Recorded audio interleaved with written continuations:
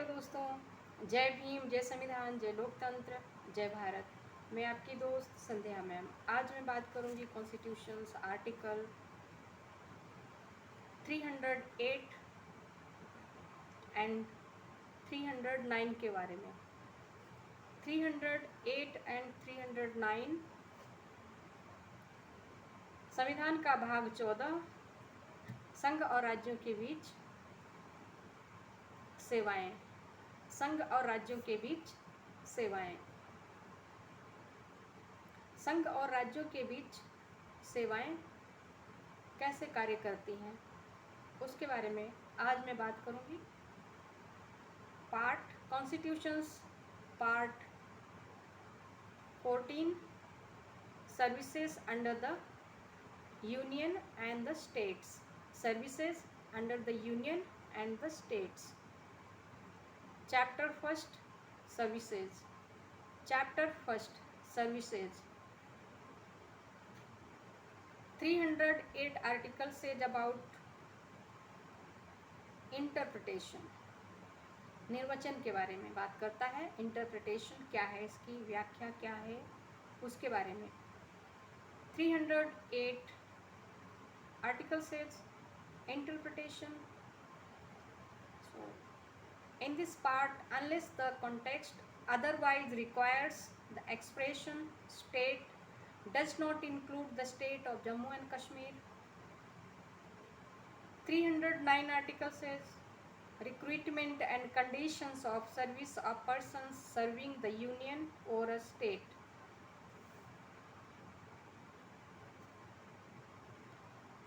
309 article says recruitment and conditions of service of persons serving the union or a state. Subject to the provisions of this constitution. Subject to the provisions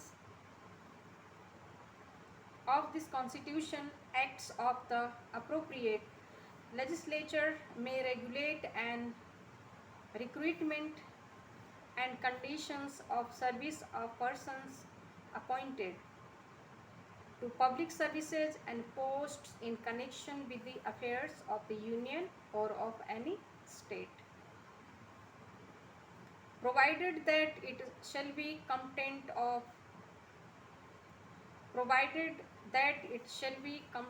for the president or such person as he may direct in the case of services and posts in connection with the affairs of the union,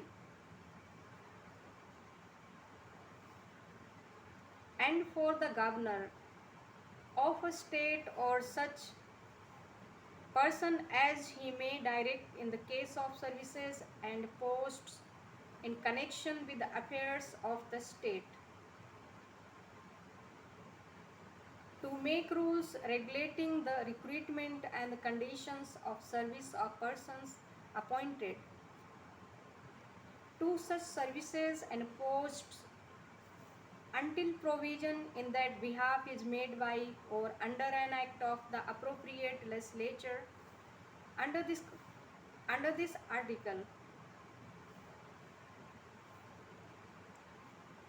article, and any rules so made shall have effect such to the provisions of any such act.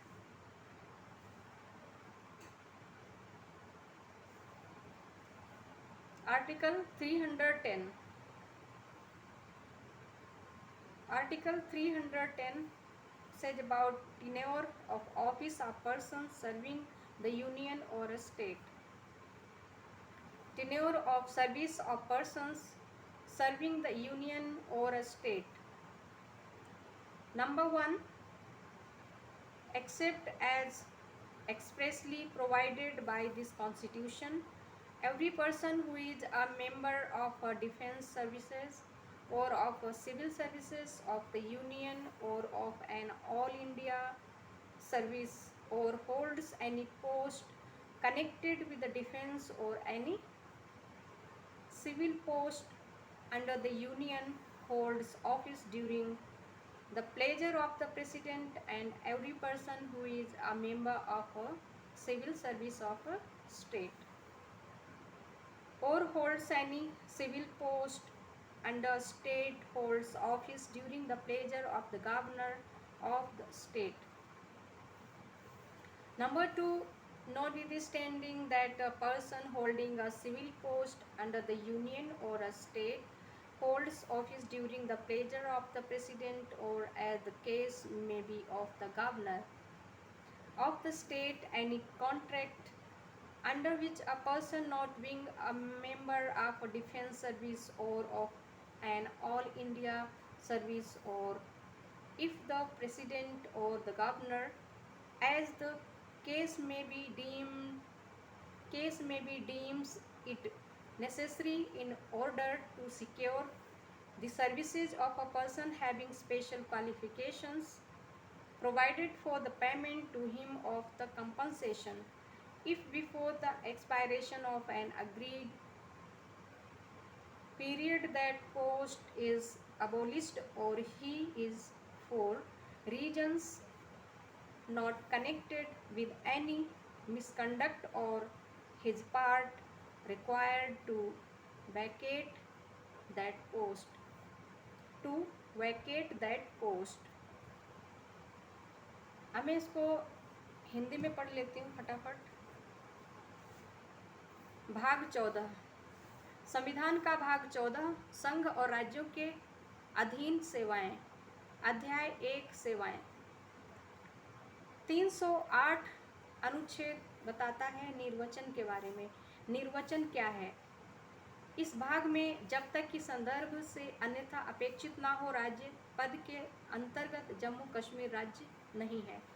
अनुच्छेद 309 बताता है संघ या राज्य की सेवा करने वाले व्यक्तियों की भर्ती और सेवा की शर्तों के बारे में। संघ या राज्य की सेवा करने वाले व्यक्तियों की भर्ती और सेवा की शर्तों के बारे में इस संविधान के उपबंधों के अधीन रहते हुए समुचित विधानमंडल के अधिनियम, संघ या किसी राज्य के कार्यकलाप से संबंधित लोक सेवाओं और पदों के लिए भर्ती का और नियुक्त व्यक्तियों की सेवा की शर्तों का विनियमन कर सकेंगे। परंतु जब तक इस अनुच्छेद के अधीन समुचित विधानमंडल के अधिनियम द्वारा या उसके अधीन इस निर्मित उपबंध नहीं किया जाता है, तब तक यथास्थिति संघ के कार्यकलाप से संबंधित सेवाओं और पदों की दशा में राष्ट्रपति या ऐसा व्यक्ति जिसे वे निर्दिष्ट करे, और राज्य के कार्यकलाप से संबंधित सेवाओं और पदों की दशा में राज्य का राज्यपाल या ऐसा व्यक्ति जिसे वह निर्दिष्ट करे, ऐसी सेवाओं और पदों के लिए भर्ती का और नियुक्त व्यक्तियों की सेवा की शर्तों का विनियमन करने वाले नियम बनाने के लिए सक्षम होगा, और इस प्रकार बनाए गए नियम किसी ऐसे अधिनियम के उपबंधों के अधीन रहते हुए प्रभावी होंगे। अनुच्छेद 310 क्या कहता है? अनुच्छेद 310 बताता है संघ या राज्य की सेवा करने वाले व्यक्तियों की पदावधि। संघ या राज्य की सेवा करने वाले व्यक्तियों की पदावधि के बारे में। नंबर 1, इस संविधान द्वारा अभिव्यक्त रूप से यथा उपबंधित के सिवाय प्रत्येक व्यक्ति जो रक्षा सेवा का या संघ की सिविल सेवा का या अखिल भारतीय सेवा का सदस्य है, अथवा रक्षा से संबंधित कोई पद या संघ के अधीन कोई सिविल पद धारण करता है, राष्ट्रपति के प्रसाद पर्यंत पद धारण करता है, और प्रत्येक व्यक्ति जो किसी राज्य की सिविल सेवा का सदस्य है या राज्य के अधीन कोई सिविल पद धारण करता है, उस राज्य के राज्यपाल के प्रसाद पर्यंत धारण करता है। नंबर 2, इस बात के होते हुए भी कि संघ या किसी राज्य के अधीन सिविल पद धारण करने वाला व्यक्ति यथास्थिति राष्ट्रपति या राज्य के राज्यपाल के प्रसाद पर्यंत पद धारण करता है, कोई संविदा जिसके अधीन कोई व्यक्ति जो रक्षा सेवा या अखिल भारतीय सेवा या संघ या राज्य की सिविल सेवा का सदस्य नहीं है, ऐसे किसी पद को धारण करने के लिए इस संविधान के अधीन नियुक्त किया जाता है, उस दशा में जिसमें यथास्थित राष्ट्रपति या राज्यपाल विशेषतः अर्हताओं वाले किसी व्यक्ति की सेवाएं प्राप्त करने के लिए आवश्यक समझता है। यह उपबंध कर सकेगी कि यदि करार की गई अवधि की समाप्ति से पहले वे पद समाप्त कर दिया जाता है या ऐसे कारणों से जो उसके किसी अवचार से संबंधित नहीं है, उससे वे पद रिक्त करने की अपेक्षा की जाती है, तो उसे प्रतिकर दिया जाएगा। तो उसे यानी कंपनसेशन प्रतिकर मुआवजा दिया जाएगा यदि उससे वे पद रिक्त करने की अपेक्षा की जाती है, यानी उससे उसका कार्यकाल रहते हुए भी उसे पद से हटाने की अपेक्षा की जाती है तो उसको कंपनसेशन दिया जाएगा। तो ये बात की जा रही है। कल मैं पढ़ूंगी अनुच्छेद 311 संघ या राज्य के अधीन सिविल हैसियत में नियोजित व्यक्तियों का पदच्युत किया जाना, पद से हटाया जाना या पंक्ति में अवनत किया जाना, इसके बारे में पढ़ूंगी। तो आज के लिए इतना ही। जय भीम, जय संविधान, जय लोकतंत्र, जय भारत। हाँ, मेरे चैनल को सब्सक्राइब ज़रूर करें। Like, share and comments please. Thank you. जय भीम, जय संविधान, जय लोकतंत्र, जय भारत।